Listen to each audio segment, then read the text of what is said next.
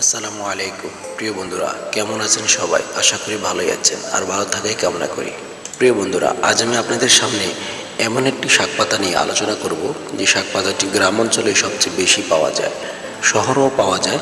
তবে এই শাক পাতাটি আমাদের দেহের জন্য অত্যন্ত উপকারী ও ফলপ্রসূ, যা আমরা অনেকেই জানি না। তো জেনে নিব আজকে এই ভিডিওতে, সঙ্গে থাকুন। শাক পাতাটির নাম হচ্ছে লুনি শাক পাতা।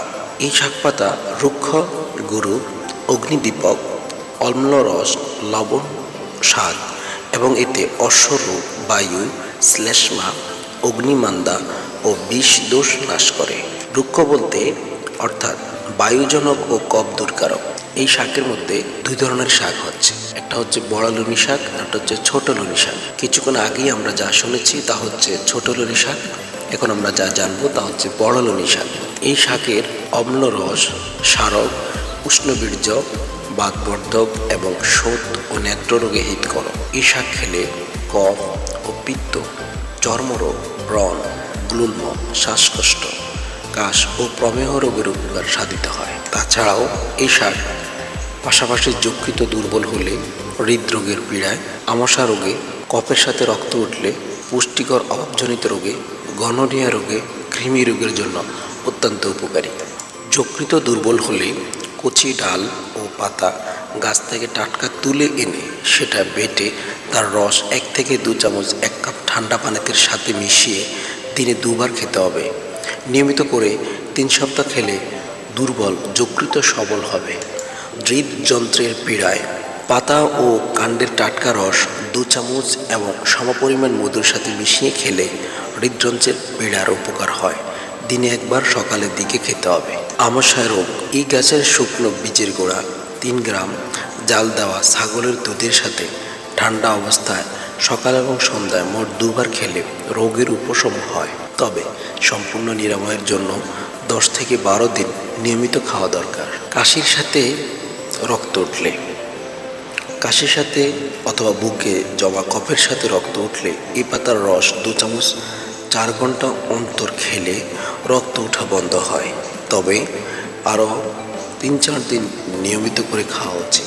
পুষ্টিকর অভাবজনিত রোগে সমগ্র গাছের কাণ্ড ও পাতা রস 2 চামচ করে দিনে 2 বার অথবা তরকারিতে দিয়ে সিদ্ধ করে খেলে পুষ্টির অভাব দূর হয়। গনোরিয়া রোগে বড় লুনিয়া গাছের টাটকা কাণ্ড, পাতার রস 2 চামচ এবং এর সাথে শুকনো বীজের গুঁড়া 3 গ্রাম মিশিয়ে 1 কাপ গরুর দুধের সাথে খেলে অল্প কয়েকদিনের মধ্যেই উপকার পাওয়া যাবে। গাছের বীজে কোনো কষ্ট বা যন্ত্রণা হয় না। তাছাড়া সমগ্র গাছ মূত্রযন্ত্রের পীড়া হিতকর। কাজেই গনোরিয়া রোগে এটি একটি উৎকৃষ্ট মহা ঔষধ হিসেবে গণ্য করা হয়।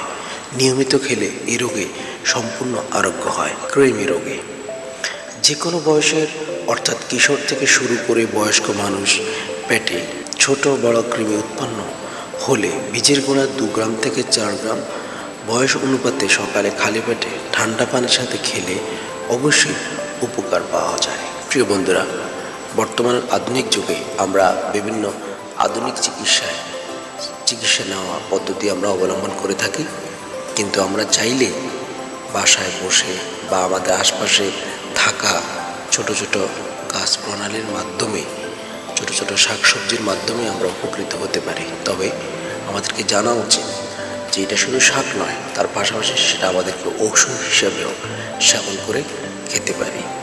ঔষধ হিসাবে সেবন করার জন্য উল্লেখিত নিয়মগুলো আমরা ফলো করে চেষ্টা করব এবং উপকৃত হব ইনশাআল্লাহ। সবাই ভালো থাকবেন। আল্লাহ হাফেজ।